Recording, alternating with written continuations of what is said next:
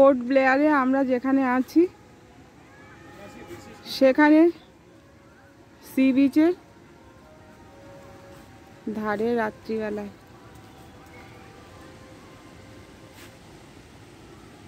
এখান থেকে যেটা জেটি ঘাট, এখান থেকে স্পিড বোটগুলো ওঠা নামা করে। ওই দূরে ওইখান থেকে স্পিড বোটে সব উঠতে হয়।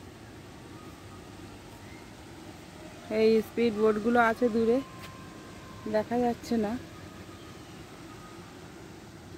এপাশে রাস্তার ধার, বিচের ধার।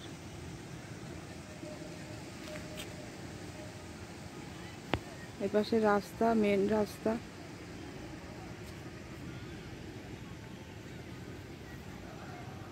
সব মেন রাস্তা ওই পাশ দিয়ে চলে গেছে। যাচ্ছি।